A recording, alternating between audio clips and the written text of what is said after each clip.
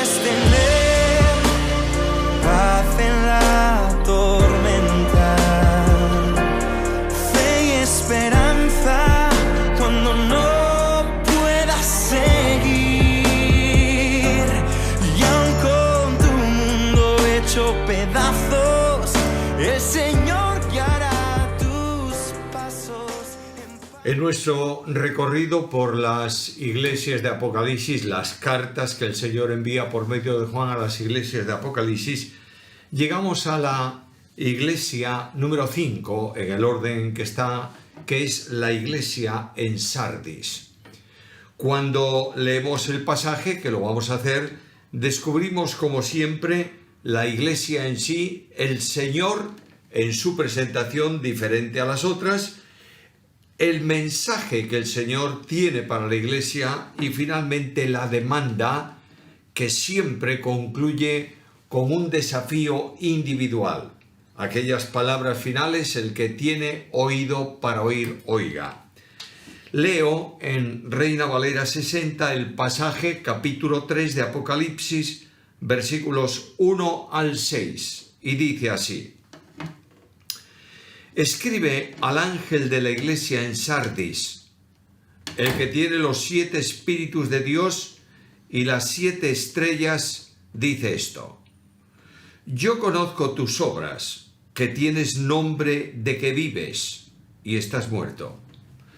Sé vigilante y afirma las otras cosas que están para morir, porque no he hallado tus obras perfectas delante de Dios.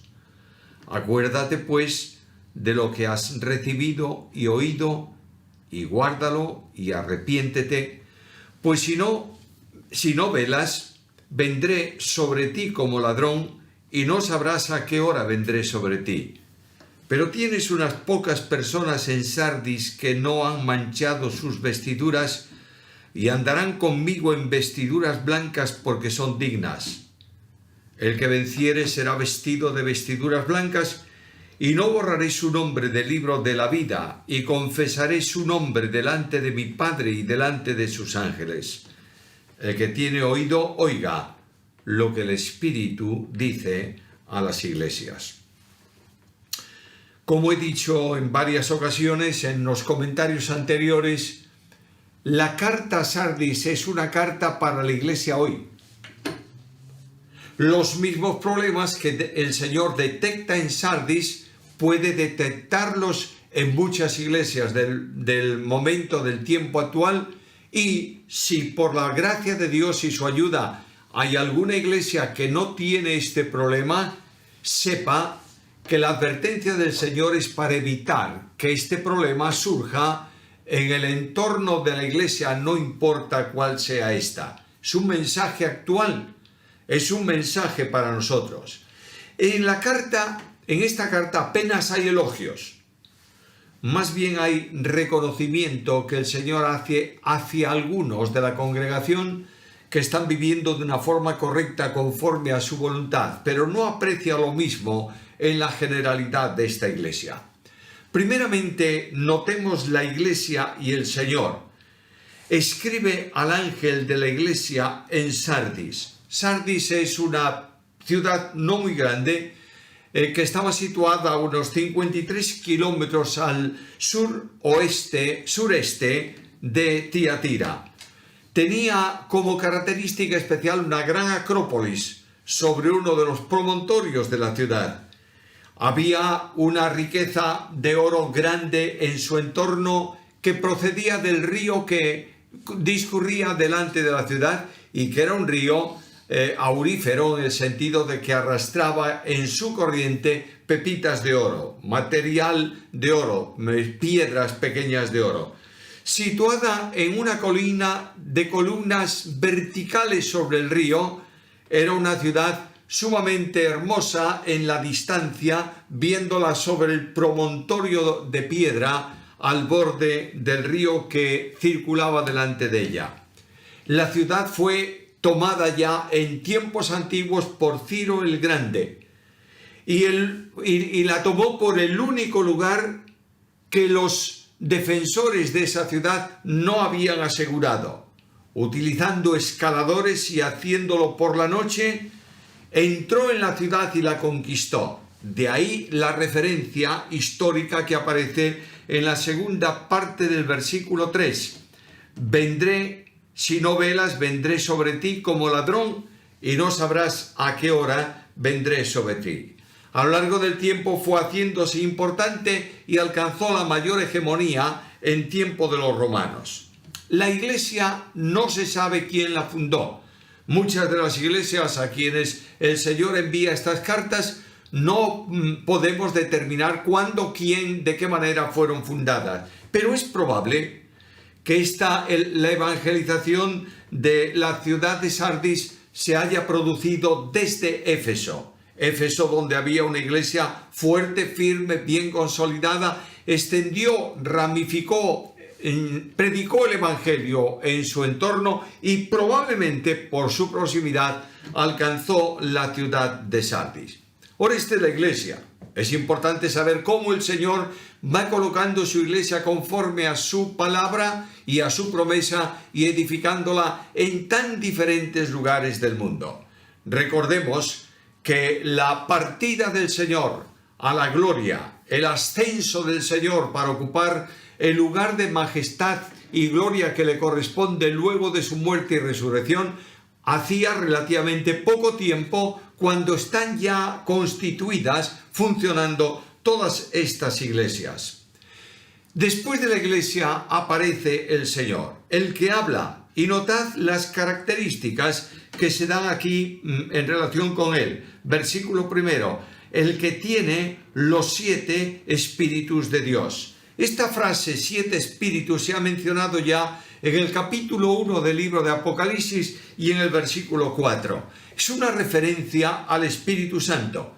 El Espíritu Santo tiene poder para vivificar o para reanimar, para comunicar poder espiritual, vida espiritual, aunque la vida sea mortecina y esté prácticamente como si pudiera extinguirse. El Espíritu de Dios actúa en poder y tiene aquí el sentido de poder. El Señor Jesús tiene los 7 espíritus de Dios. Cristo insufló el Espíritu Santo.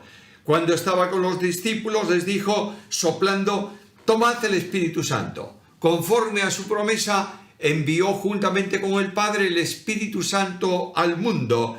Y el Espíritu Santo es el vicario de Cristo en la tierra. Lo que Cristo tendría que hacer con su iglesia, si estuviera presente, lo ha encomendado a la presencia continuada del Espíritu Santo en la congregación. Quiero hacer una advertencia. No solamente el Espíritu Santo está funcionando en relación con la iglesia, sino que están funcionando las 3 personas divinas, dando dones, dando potencialidad para los dones y haciendo funcionar el ministerio conforme a la voluntad de Dios. El Señor Jesús prometió enviar el Espíritu Santo después de su resurrección y ascensión. Juan capítulo 15, versículo 26, Juan capítulo 16, versículo 7, y cuando Cristo sube, envía el Espíritu Santo de Él mismo y también de su Padre. El Espíritu Santo en la unidad trinitaria procede del Padre y procede del Hijo. Ahora, notad también otro término interesante ahí, el que tiene los 7 espíritus. 7 es un hebraísmo, un número al que le daban los hebreos un valor de asunto relacionado con Dios. 7 es el número de Dios, 6 es el número de los hombres. Por tanto, lo que está diciendo aquí es que el Señor que escribe, que tiene el Espíritu que ha enviado a la iglesia, tiene todo el poder. No podemos olvidar esto. Cristo ha sido investido en su naturaleza humana, lo mismo que eternamente lo tiene en su naturaleza divina, ha sido investido de poder desde lo alto en razón de su obra redentora y de su resurrección. El apóstol Pablo dice que recibió el nombre que es sobre todo nombre, para que en el nombre de Jesús se doble toda rodilla de los que están en el cielo, en la tierra y debajo de la tierra, y toda lengua confiese que Jesús es el Señor. Por tanto, una nota interesante aquí. es que la iglesia tiene que estar supervisada, dirigida, orientada, controlada por el Espíritu Santo. La victoria de la iglesia en todo su ministerio amplísimo aquí en la tierra, al que el Señor la ha llamado y ha dotado convenientemente para que lo pudiera realizar, solo es posible mediante el poder del Espíritu Santo. Y cuando voy a la profecía de Zacarías, en el capítulo 4 y versículo 6, hay aquella advertencia tan conocida por todos que dice que no es con ejército ni con fuerza, sino con mi Espíritu. Solo el Espíritu Santo de Dios puede conducir en la potencialidad de Cristo a la iglesia suya aquí en la tierra. El Espíritu Santo toma el poder de Jesús, que es mediador entre Dios y los hombres, y adapta el poder de Dios a la asimilación del creyente, toma el poder de Jesús y lo comunica a la iglesia. Una iglesia sin el poder del Espíritu es una iglesia espiritualmente muerta. Los 7 espíritus. El que tiene también las 7 iglesias, y esto ya se ha considerado, hace una referencia a los ángeles y a las iglesias. Es decir, la iglesia de Cristo está siendo sustentada por el Señor Jesús y está en su mano. La mano de Cristo es, en relación con la deidad, la mano de la sustentación. La mano del Padre es la mano de la protección. Cristo sustenta en su mano omnipotente a cada una de las iglesias, y se aprecia que el Señor puede levantar el resplandor del ministerio de una iglesia que apenas tiene luz. Dice, está a punto de morir, tiene muy poca luz, pero el Señor con su poder puede levantar el resplandor luminoso de esa iglesia. El Señor ha establecido a los creyentes y a las iglesias como la luz del mundo. El Señor dijo, yo soy la luz del mundo, pero dijo también, vosotros sois la luz del mundo.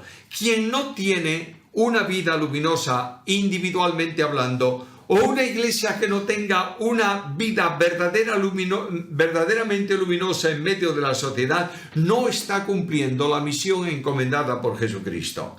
Cristo conoce el ministerio que esta iglesia y que la iglesia en general está llevando a cabo, y puede aumentar la potencialidad en la medida en que la iglesia esté en comunión plena con Cristo y viviendo en el poder del Espíritu, o puede incluso retirarlo cuando esa iglesia ha perdido su misión en la tierra y viene a ser incluso un testimonio contrario a lo que Cristo determinó para la iglesia como ministerio. Después de la presentación del Señor está el mensaje. Primeramente, Cristo habla de un problema detectado en la iglesia. Versículo 1, la segunda parte, yo conozco tus obras, que tienes nombre de que vives y estás muerto. Notad esto. La iglesia tenía un nombre que no está de acuerdo, que no corresponde con la realidad. La iglesia, que indudablemente debe manifestar la vida de Dios en ella, está muerta, o por lo menos está mortecina, que es lo que podría traducirse también tomando el texto griego. La omnisciencia del Señor pone de manifiesto un problema que está encubierto por una apariencia distinta. Permíteme recordarte que el hombre puede ver las obras, pero el Señor conoce las intenciones. Aparentemente esta iglesia era una iglesia perfecta. Podría ser incluso una iglesia grande. Nota que dice, tienes nombre de que vives. Es decir, es una iglesia viva, una iglesia cristiana, pero estás muerta. El nombre opuesto a la realidad. La iglesia vivía de las glorias del pasado, con un nombre contrario a lo que realmente era. Posiblemente esta iglesia tenía muchos dones, estaba enriquecida, como ocurría también con la iglesia en Corinto. Pero la iglesia tenía y practicaba como algo vivo las rutinas adquiridas en la tradición y en la ejecución del tiempo de testimonio que había vivido anteriormente. Probablemente era una iglesia con perfectas estructuras religiosas. Es muy posible que estas estructuras religiosas estuviesen manifestando una gloria especial sobre esta iglesia, pero las estructuras carentes de vida no son otra cosa que una apariencia de piedad. La forma de la iglesia era sin duda alguna la repetición sistemática de la situación del tiempo pasado. No hay duda alguna que muchas veces el pasado influencia de una forma tremenda en la iglesia del presente. Y tenemos que hacer las cosas conforme a cómo la habían hecho los anteriores de la iglesia. No podemos mover el sistema interior de cultos ni cambiar ninguna cosa en la congregación, porque así fuimos enseñados. Y tenemos que reproducir perfecta y literalmente todo cuanto era forma de vida del pasado. La doctrina de esta iglesia era también un eco del pasado, porque la doctrina que no produce un cambio de vida no es una buena doctrina. Puede ser una doctrina ortodoxa. Yo puedo predicar sobre la persona y obra del Espíritu Santo. Y puedo definir el Espíritu Santo. Y puedo decir a la iglesia, tenéis que entender que el Espíritu Santo es esto y aquello y lo demás allá, que es el Creador, es el omnipotente Dios que pone orden en la creación, que es el director, digamos así, e inspirador de la Escritura, que conduce la mente de los profetas y de los apóstoles, que el Espíritu Santo lleva en triunfo a la iglesia. Y al final de todo eso, si no vivimos en el Espíritu, hemos perdido tiempo. La doctrina que no produce vida es una inconsecuencia.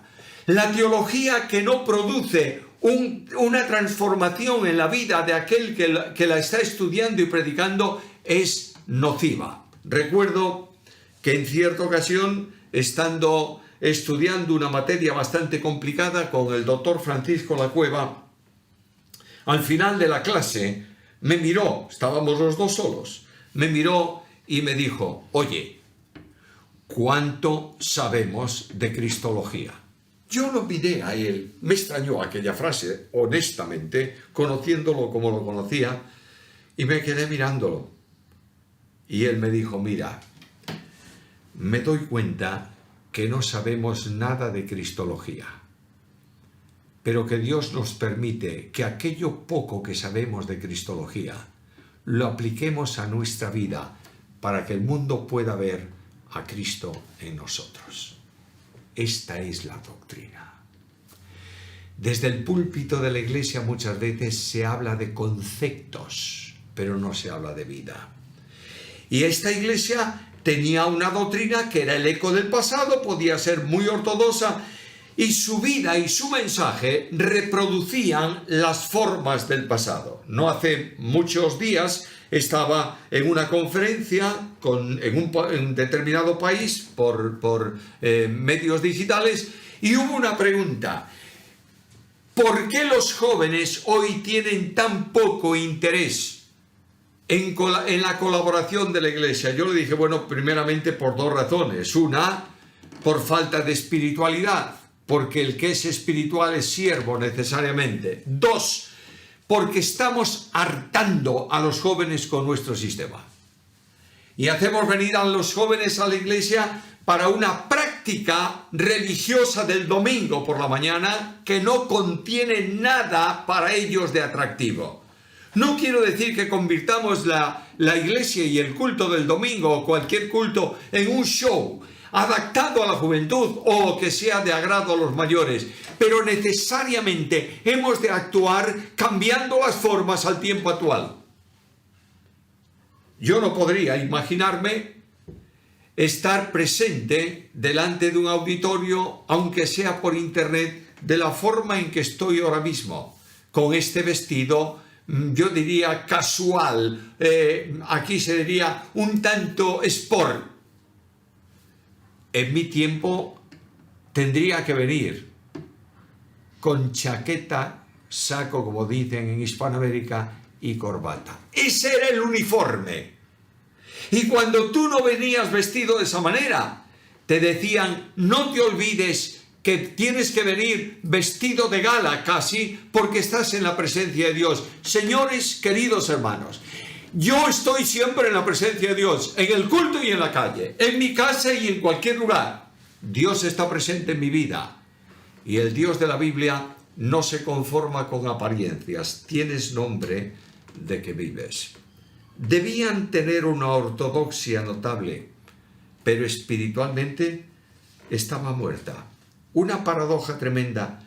Una iglesia muerta con el nombre de vida. La muerte en sentido de perdición, no, sino simplemente en un sentido de falta de poder. Un muerto no puede hacer las cosas porque no tiene poder.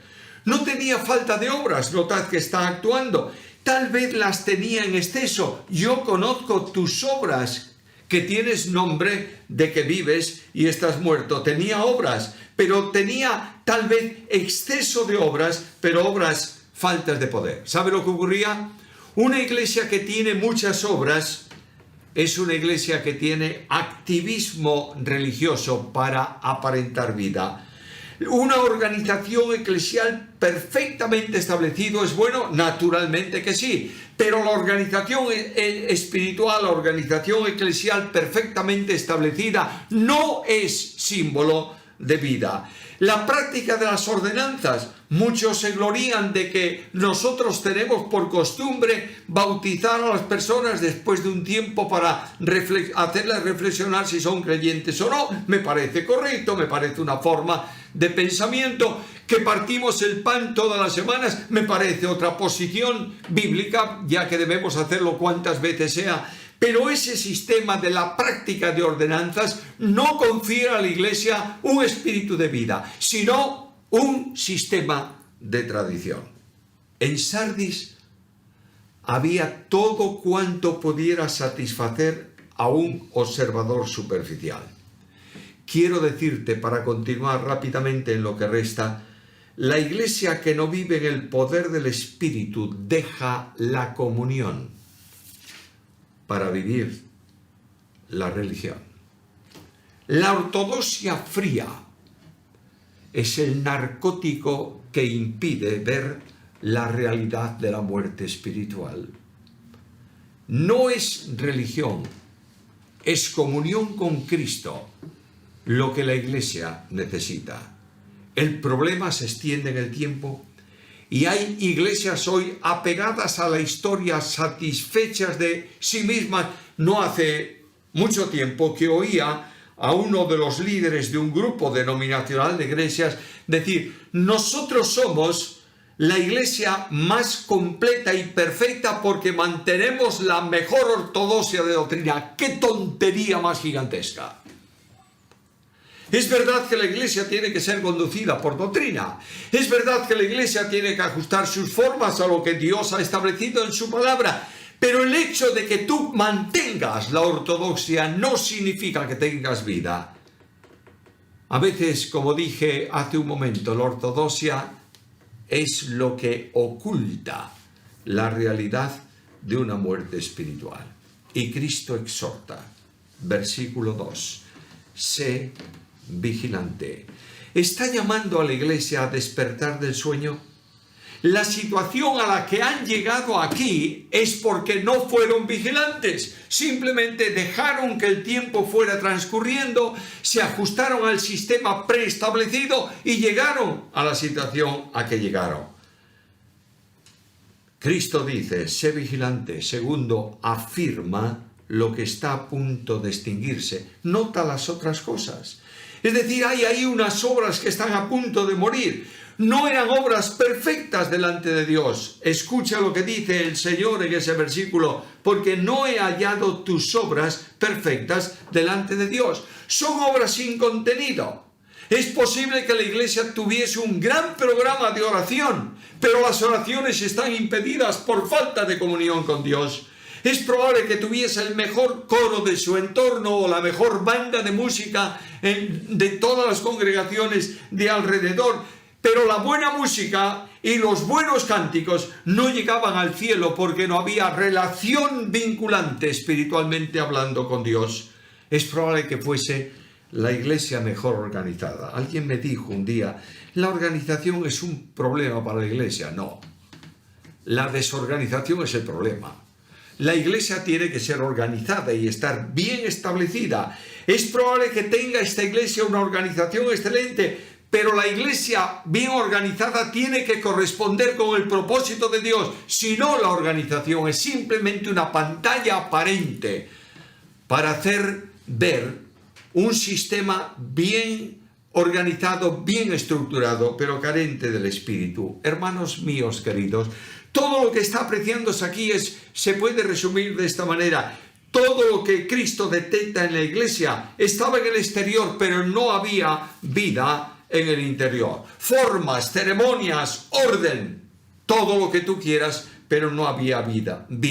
Y Cristo, en su gracia, establece algunos pasos para restaurar esta relación con Él. Primer paso, versículo 3, acuérdate de lo que has recibido y oído. Recordar lo que habían recibido y cómo lo habían recibido. La instrucción de vidas corresponde al propósito de Dios en un compromiso con Jesús. No te olvides de esto, no olvidemos nunca esto. La iglesia, los creyentes, o seguimos a Cristo o no tenemos camino que seguir.